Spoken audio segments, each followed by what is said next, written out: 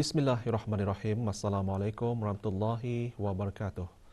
Kebawah Dulia Maha Mulia Paduka Seri Baginda Sultan Haji Hassanal Bolkiah Muizzuddin Wad Daulah Ibni Almarhum Sultan Haji Omar Ali Saifuddin Sa'adul Khariwaddin Sultan dan Iri Pertuan Negara Brunei Darussalam telah berkenan hantar titah-titah putusan tahniah kepada Kebawah Dulia Maha Mulia Raja Maha Vajiralongkorn Fra Wajira Klau Chau Yuhua Raja Thailand ke semua ahli kerabat diraja.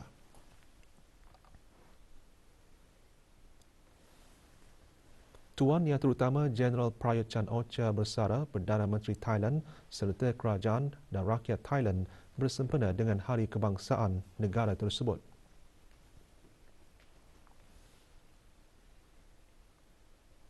Duli Yang Teramat Mulia Paduka Seri Pengiran Muda Mahkota Pengiran Muda Haji Al-Muhtadi Billah Ibni Kebawah Duli Yang Maha Mulia Paduka Seri Baginda Sultan Haji Hassanal Bolkiah Muizzuddin Wad Daulah Menteri Kanan di Jabatan Perdana Menteri dan Yang Teramat Mulia Paduka Seri Pengiran Anak Isteri Pengiran Anak Sarah binti Pengiran Haji Saleh Abrahaman petang kemarin berkenan berangkat menyaksikan perlawanan akhir Piala FA Brunei 2022 antara pasukan DPM MFC dan Kasuka FC.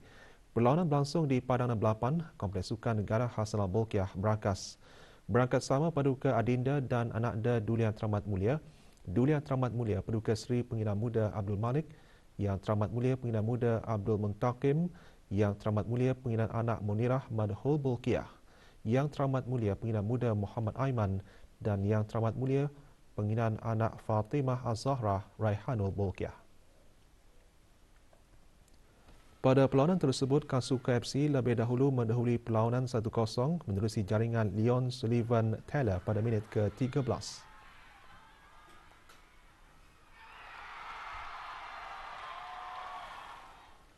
DPM MFC kemudian berjaya mengikat keputusan seri 1-1 pada minit ke-47 masa tambahan separuh masa pertama melalui Muhammad Azwan Ali Rahman.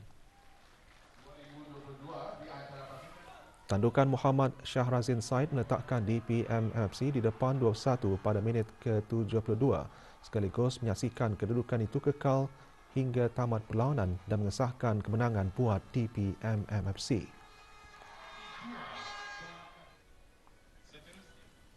Penyampaian hadiah disempurnakan oleh Presiden Persatuan Bola Sepak Brunei Darussalam, Pengiran Haji Matusin bin Pengiran Haji Matasan.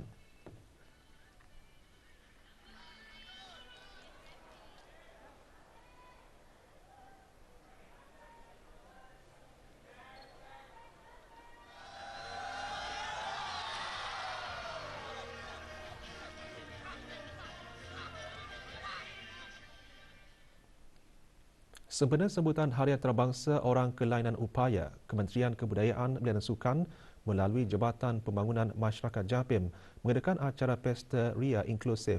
Acara diadakan semasa program Bandarku Ceria di Taman Haji Semuda Omar Ali Saifuddin. Ia dianjurkan dengan kerjasama The Impian Project, La Vida, Persatuan Orang-Orang Cacat Berkerusi Roda dan Orang-Orang Cacat Anggota PABDA dan Persatuan Olimpik Khas Brunei Darussalam SOBD di bawah Majlis Kesejahteraan Orang Kelainan Upaya MKOKU. Perasmiannya disempurnakan oleh Yang Berhormat Datuk Seri Setiawang Haji Nazmi bin Haji Muhammad, Menteri Kebudayaan, Belia dan Sukan. Pelbagai aktiviti kesedaran dan sukan adaptif memeriahkan acara yang dikendalikan oleh PABDA, SOBD, La Vida, The Impian Project dan Sekolah Antarabangsa Brunei ISB.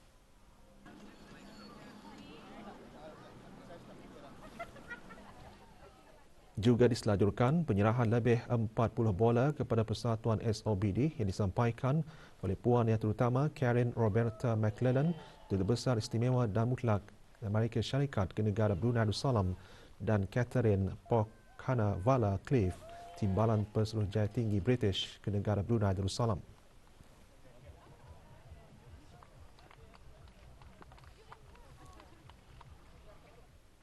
Bersempena Brunei Disember Festival 2022, Suruhanjaya Tinggi Republik Rakyat Bangladesh ke Negara Brunei Darussalam dengan kerjasama Hotel Radisson dan Anugerah Makanan Brunei menganjurkan Festival Makanan Bangladesh.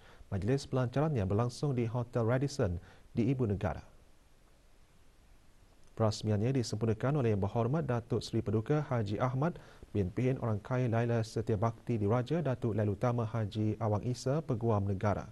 Juga hadir Puan Yang Terutama Nahida Rahman Shumona, Pesuruhjaya Tinggi Republik Rakyat Bangladesh ke negara Brunei Darussalam, dan Datuk Hajah Tutiati binti Haji Abdul Wahab, Setiausaha Tetap Kementerian Sumber Utama dan Pelancongan. Festival makanan ini diadakan selama 4 hari di Tasik Brasserie Hotel Radisson.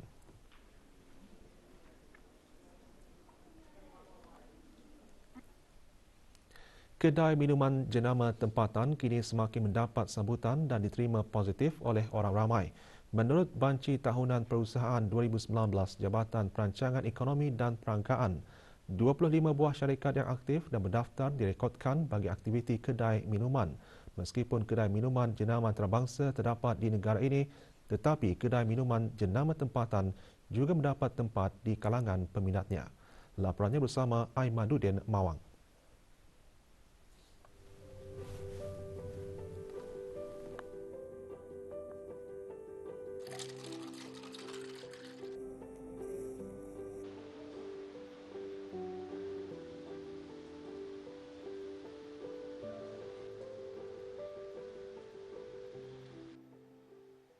Bagai cendawan tumbuh selepas hujan, kedai minuman jenama tempatan kini boleh ditemukan di pusat-pusat membeli belah di negara ini.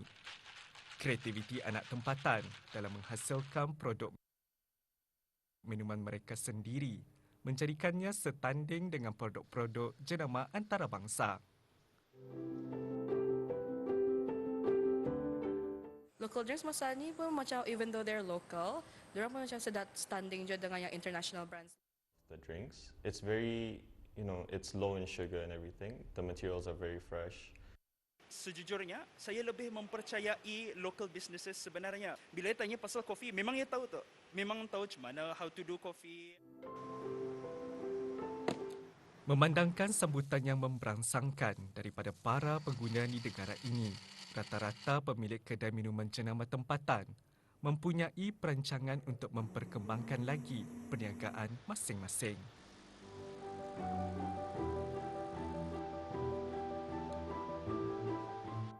Pada masa ini kami mempunyai 10 cawangan yang mana 6 daripadanya di Malaysia, 6 di KK dan 2 di Labuan dan 4 di Brunei Darussalam. Of returning customers, people who come every day or every week, and they're always coming to get their favorite smoothies. So that's like very reassuring for us. For the future, we have our own place lah, so with proper setting, and then my plan is we can roast our beans and then order from outside countries lah. Thank you. Para belian di negara ini mampu berdikari dengan mencuburkan diri dalam bidang keusahawanan, antaranya dengan membuka kedai minuman jenama tempatan. Bidang tersebut bukan sahaja berpotensi menjana perkembangan ekonomi negara, bahkan ia juga dapat membuka peluang pekerjaan kepada bilion lain di negara ini. Aimaduddin Mawang untuk Berita RTB. Bagi mengembangkan lagi kemahiran dalam bidang teknologi, Google Developer Group GDG Brunei dan Women Tech Makers WTM Brunei dengan sokongan syarikat minyak Brunei Shell Petroleum BSP, Makmal Inovasi Brunei BIL dan Majlis Belia Brunei menganjurkan acara DevFest. DevFest merupakan festival tahunan yang menghimpunkan para penggemar teknologi untuk belajar dan berkongsi pengalaman. Pengisian acara termasuk perbincangan dan bengkel serta pameran projek. Diadakan bersempena Brunei December Festival dan Hari Bertindak Brunei. Acara berlangsung di Taman Teknologi Anggerik Desa.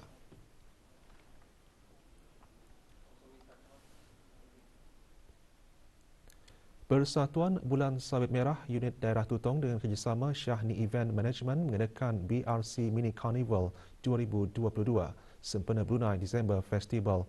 Mini Carnival tersebut diadakan di kawasan Pekan Tutong. Mini Carnival dimulakan dengan larian santai sejauh 5 km yang bermula dan berakhir di kawasan jeti sungai.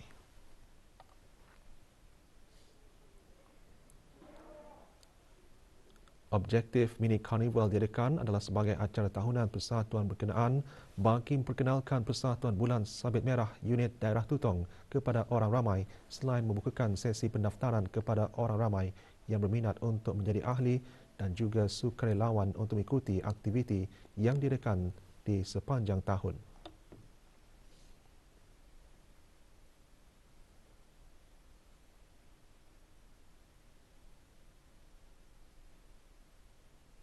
Antara pengisian kami dalam mini carnival ini adalah pertunjukan basic first aid yang dibuat oleh ahli-ahli kami yang bertauliah kepada orang ramai. Kami juga mempromot kami punya alatan dan juga kami punya training yang baru which is psychological first aid. Dalam masa yang sama kami juga ada jualan gerai-gerai bagi menyokong yang SME.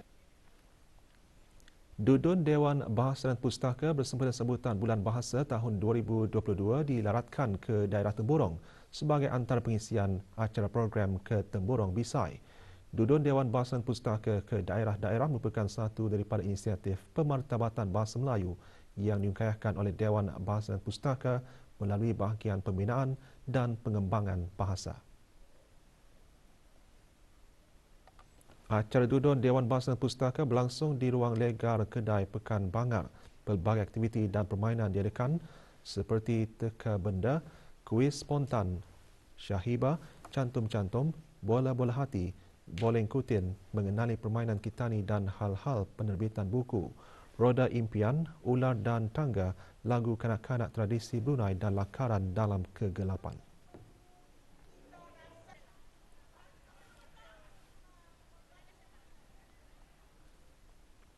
Status harian normal baharu COVID-19, satu kes berada dalam kategori 5 iaitu memerlukan rawatan di unit rawatan intensif ICU dan satu kes lagi berada dalam kategori 4 iaitu yang memerlukan bantuan oksigen dan di bawah pemantauan rapi. Kementerian Kesihatan maklumkan 653 kes dilaporkan sembuh. Jumlah keseluruhan pemberian 2 dos vaksin COVID-19 bagi kanak-kanak berumur 5 hingga 11 tahun 86.9%. Bagi remaja berumur 12 hingga 17 tahun yang mendapat 3 dos vaksin 62.1%. Dan liputan bagi rakyat dan penduduk negara ini yang mendapatkan 3 dos vaksin 78.9%.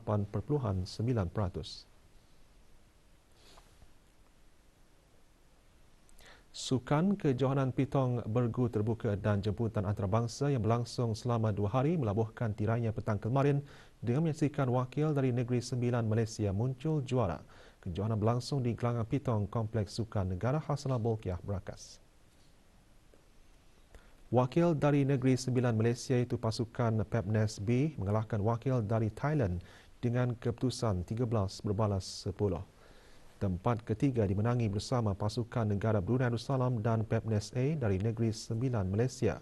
Hadir menyaksikan perlawanan dan menyempurnakan penyampaian hadiah yang berhormat Datuk Seri Setia Awang Haji Nazmi bin Haji Muhammad, Menteri Kebudayaan, Belia dan Sukan. Kejohanan selama 2 hari ini menyaksikan 18 buah pasukan dari negara Brunei Darussalam, Malaysia, Thailand dan Perancis menyertai kejohanan kali ini.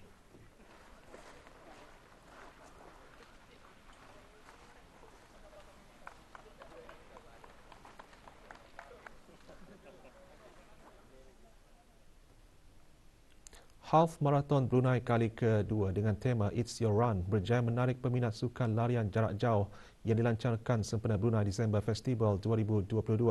Acara berlangsung di Kompleks Sukan Mini Sekolah Rendah Sultan Hassan di Bangar Temburong dianjurkan bersama oleh Akif Media Marketing and Event dan Kementerian Sumber Utama dan Pelancongan bagi menyokong inisiatif 20 bilion langkah bersama. Lebih 350 peserta dari 8 negara termasuk Oman, Australia, India, Kazakhstan, Malaysia, Afrika Selatan, Nepal dan United Kingdom ikut serta dalam larian tersebut yang dibagikan kepada 2 kategori iaitu 24 km dan 10 km. Acara disempurnakan oleh Awang Haji Muhammad Yusri bin Haji Junaidi, Timbalan Setiausaha Tetap di Kementerian Sumber Utama dan Pelancongan.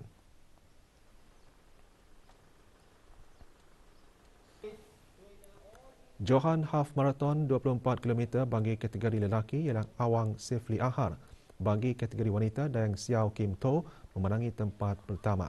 Sementara larian sejauh 10 km lelaki dimenangi oleh Awang Ruzaini Mahadi, manakala Dayang Cecilia Maximum memenangi kategori wanita.